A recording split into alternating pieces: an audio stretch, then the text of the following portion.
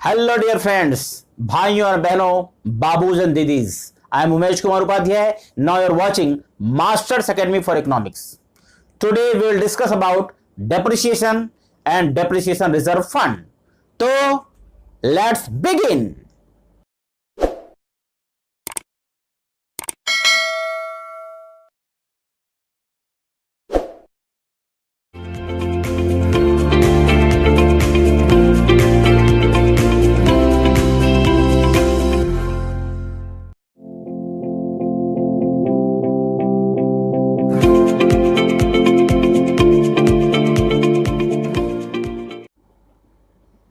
Welcome back. भाइयों बहनों, बाबूज एंड दीदीज एंड डियर फ्रेंड्स, आज का वीडियो हम शुरू करेंगे डेप्रिसिएशन के कॉन्सेप्ट के साथ. डेप्रिसिएशन की स्लाइड में दो डेफिनेशन दी गई है. सबसे पहले हम क्या करेंगे, डेप्रिसिएशन की पहली डेफिनेशन पढ़ेंगे, समझेंगे. फिर उसके बाद डेप्रिसिएशन की दूसरी डेफिनेशन पढ़ेंगे, समझेंगे. उसके बाद एक एग्जाम्पल लेंगे. उसके बाद हम नेक्स्ट टॉपिक पे चलेंगे. तो शुरू करते हैं. पहली definition, depreciation refers to the loss of value of fixed assets due to normal wear and tear and expected obsolescence. तो इस डेफिनेशन में चार ऐसे टर्म हैं जिनको हमें एक्सप्लेन करने की जरूरत है.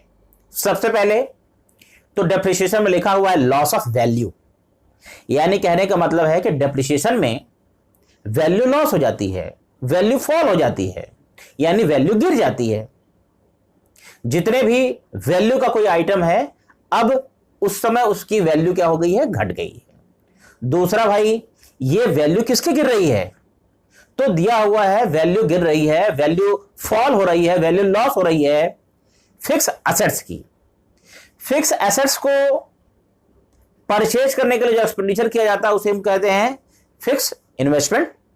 फिक्स इन्वेस्टमेंट और इन्वेस्टमेंट बारे में हमने पहले एक वीडियो बनाई है जिसका लिंक डिस्क्रिप्शन बॉक्स में दिया हुआ है, आप वहां जाके उसके बारे में पढ़ सकते हैं. तो देखिए, वैल्यू लॉस हो रही है फिक्स एसेट्स की. फिक्स एसेट मतलब होता है प्लांट और मशीनरी, यानी मशीन्स. इन मशीनों की वैल्यू क्यों लॉस हो रही है, कब लॉस हो रही है, कब उसे डेप्रिसिएशन कहेंगे, कब उसे डेप्रिसिएशन नहीं कहेंगे, अब ये देखते हैं. लिखा हुआ दूसरा term normal wear and tier, यानी लगातार यूज करने की वजह से. दूसरा दिया हुआ है एक्सपेक्टेड ऑब्सोलेसेंस. इसका मतलब यह है कि प्रोड्यूसिंग यूनिट एक्सपेक्टेड यानी अनुमान लगाती है कि यह हमारी मशीन आउट ऑफ डेट हो जाएगी विद पासेज ऑफ टाइम. समय के साथ साथ यह आउट ऑफ डेट हो सकती है. कोई भी मशीन है वो आउट ऑफ डेट होगी. तो आउट ऑफ डेट होने का क्या रीजन है, या तो टेक्नोलॉजी चेंज हो गई है, या तो उससे जो प्रोडक्शन हो रहा है गुड्स की वो उसकी डिमांड में चेंज हो गया है. इसका एग्जांपल लेते हैं. सपोज करिए कि पहले टाइपराइटर चलता था, अब लोग लैपटॉप और कंप्यूटर यूज कर रहे हैं. तो इसका मतलब यह है कि टाइपराइटर के बाद लैपटॉप और कंप्यूटर टेक्नोलॉजिकल चेंजेस है, जिसके वजह से आज हमारे टाइपराइटर की डिमांड कम हो गई, उसकी वैल्यू क्या हो गई है, कम हो गई है. दूसरा एग्जांपल भी ले सकते हैं चेंज इन डिमांड का. चेंज इन डिमांड का एग्जांपल ये हो सकता है, अक्सर जो है फैशन के मामले में लोग अपने हीरो हीरोइन को कॉपी करते हैं.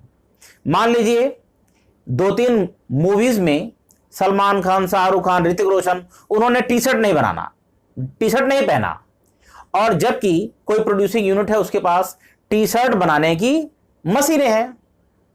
तो अब मार्केट में अगर शर्ट की डिमांड बढ़ गई है तो उसकी टी शर्ट की जो मशीन है उसकी वैल्यू लॉस हो गई. क्यों? क्योंकि टी शर्ट की जो है डिमांड चेंज हो गई है, डिमांड कम हो गई है. अब लोग शर्ट की डिमांड कर रहे हैं.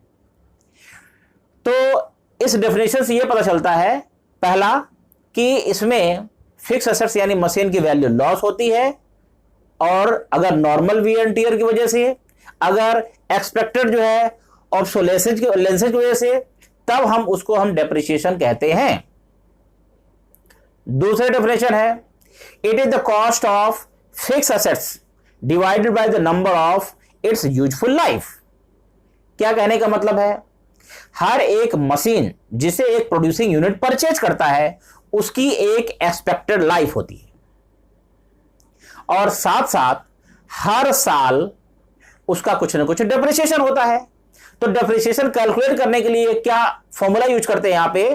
पहला, उस मशीन की कॉस्ट क्या है, और साथ साथ वो मशीन कितने सालों तक चलेगी, यानी उसकी एक्सपेक्टेड लाइफ कितनी है।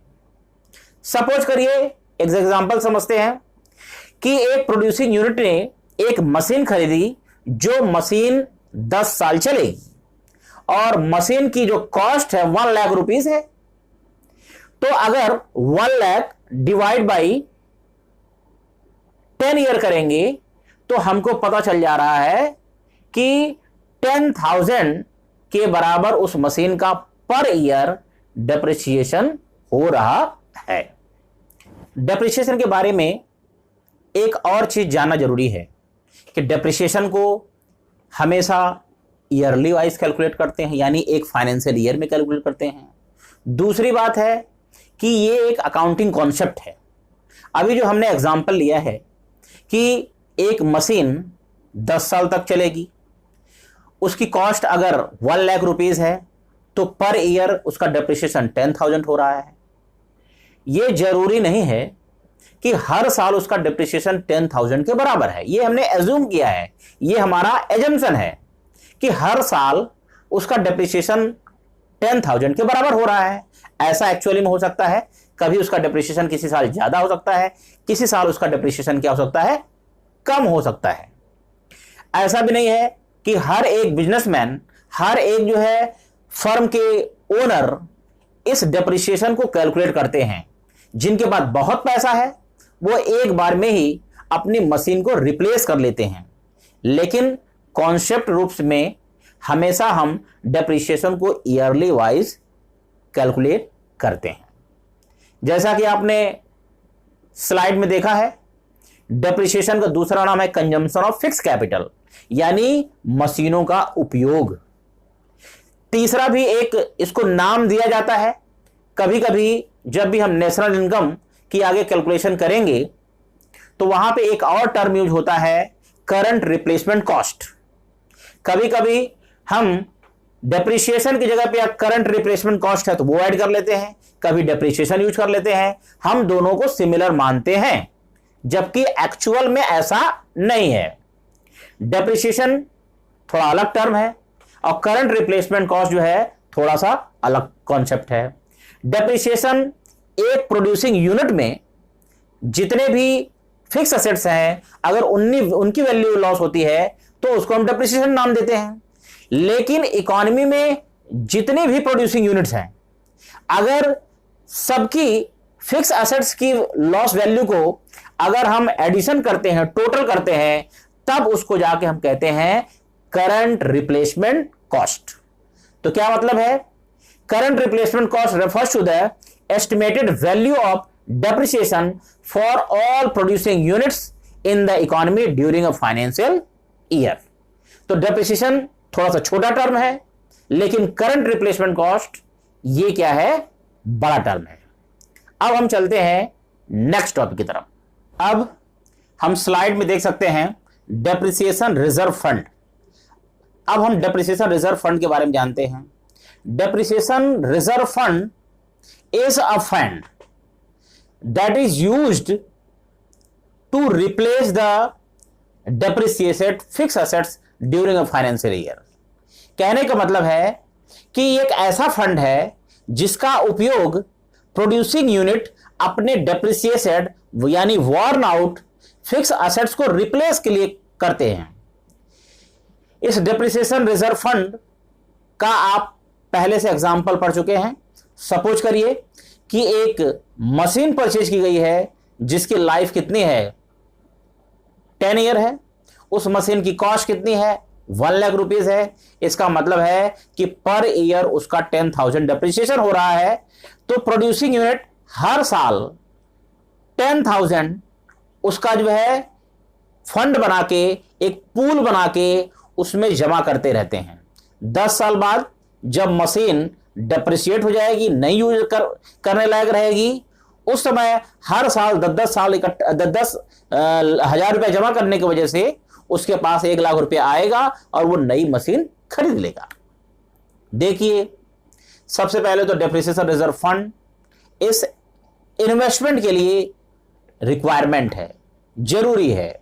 अगर किसी कंट्री में इस डेप्रिसिएशन रिजर्व फंड का अरेंजमेंट नहीं होता है तो इसका सिंपल सा मतलब है कि उस इकोनॉमी में जो डेप्रिसिएटेड मशीनें हैं, डेप्रिसिएटेड फिक्स एसेट्स हैं, उनको रिप्लेस नहीं किया जा रहा है। अब जब मशीनों को रिप्लेस नहीं किया जा रहा है तो इसका मतलब है कि उस कंट्री में प्रोडक्शन की कैपेसिटी क्या हो गई है, कम हो गई है। प्रोडक्शन की कैपेसिटी कम होने का मतलब है प्रोडक्शन कम हो गया है। प्रोडक्शन कम होने का मतलब है कि लोगों की इनकम कम हो गई है, एम्प्लॉयमेंट कम हो गया है और धीरे धीरे इकोनॉमी स्लो डाउन में चली जाएगी, यानी लो इक्विलिब्रियम ट्रैप में चली जाएगी, जिसमें लगातार low output low income generation करेंगे और लो इनकम जनरेशन हमेशा लो आउटपुट को जनरेट करेगा। अब एक चीज और समझने वाली है, आप स्लाइड में 2 और टर्म देख सकते हैं। पहला है एक्सपेक्टेड ऑब्सोलेसेंस, दूसरा है अनएक्सपेक्टेड ऑब्सोलेसेंस। क्या मतलब है? एक्सपेक्टेड ऑब्सोलेसेंस मतलब है कि प्रोड्यूसर्स यानी कि प्रोड्यूसिंग यूनिट का जो ओनर है वो अपने लाइफ के एक्सपीरियंस से, आपकी नॉलेज से, मार्केट के कंडीशंस के हिसाब से जानता है कि हमारे मशीन की वैल्यू आउट ऑफ डेट होने की वजह से कैसे घट जाती है। दूसरा अनएक्सपेक्टेड ऑब्सोलेसेंस का मतलब यह है कि जब मशीनों की यानी फिक्स एसेट्स की वैल्यू लॉस हो जाती है नेचुरल कैलामिटीज की वजह से, अर्थक्वेक की वजह से, फायर की वजह से, रेन की वजह से, फ्लड की वजह से।